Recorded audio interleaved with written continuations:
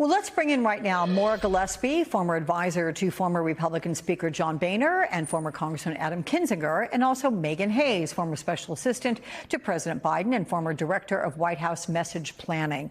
Welcome, ladies, to both of you. Maura, you first here. Conservatives are first, as we discussed the budget, they're fueling Trump's rejection of this bill. Many are pushing for steeper spending cuts. What do you think it's going to take this weekend to get Republicans on the same page? Donald Trump. He's going to have to engage. This is going to be the time where he has to come in and talk to those hardliners, explain why this is his agenda that they need to get done and need to get forward, move forward, because, you know, that Ways and Means Committee, they got it through. Now it's time for budget to get it through. And so it's going to be a test of how strong his power is over the Republican caucus and to see if they will, you know, move with him. This is really an important part of the Trump legacy, right? He has had a really impressive, if you think about how loyal these members are, doing whatever he says, ignoring some of the things that they would normally be raising all the alarms about if a Democrat had done it. And yet he has still maintained their support. So this fracture here is a sign of that, you know, will he be able to, you know, convince them? That's going to be the biggest test. And I think that comes tomorrow. Can I just ask, is it loyalty?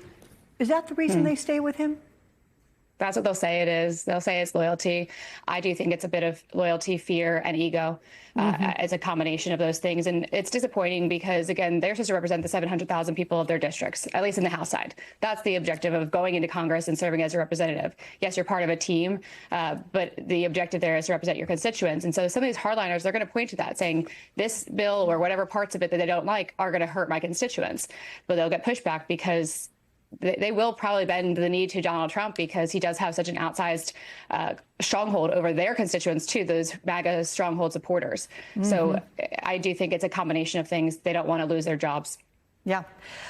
So, Megan, the House Budget Committee plans a Sunday night revote. We've said they'll be gathering back in 10 p.m. tomorrow. Are they secretly hoping some committee members don't show up at that hour? I mean, 10 p.m. Sunday night? I mean, I think that's really their only strategy here, right? And getting it through committee is really just the easy part. This should be easy for them to get this out of committee. It's when it gets to the floor and when this has to take a vote, when these members in purple districts have to take a vote on cuts to Medicaid and cut to these SNAP fundings and other food assistance programs, that's going to be the bigger challenge here that some of these members are going to have to take votes on. What's interesting, Maura, is Moody's analysts wrote this on the downgrade of the U.S. credit rating. If the 2017 Tax Cuts and Jobs Act is extended, it will add around $4 trillion to the federal fiscal primary deficit over the next decade. So then what are the implications for Trump's signature campaign promise? It's going to be a question for Republicans in Congress to answer. Again, remember, he's a lame duck president. So while, yes, this big, beautiful bill is his entire agenda essentially wrapped into one piece of legislation, the Moody's downgrade also, another point that it pointed out in its, you know, deciding factor was they said that it will stay stable at this, you know, less than AAA rating because of the independent you know, Federal Reserve. So because of that, and then you had Trump going after them today, and Jerome Powell going after him again, I think that Republicans and anyone who is able to get his ear should ask him to dial that back because we don't want to jeopardize our standing and our ratings any further than we already have.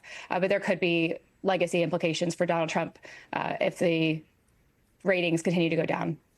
And in fact, Megan, the budget setback, I mean, it's being compounded by dwindling consumer confidence, rising prices, recession fears, even as some analysts revise recession forecasts after Trump's 90-day pause on tariffs. They've now lowered the amount to 10% across the board. But are Democrats finding a way to capitalize on this in their messaging? It still means all imports are going to cost at least 10% more than what they did on Trump's so-called Liberation Day.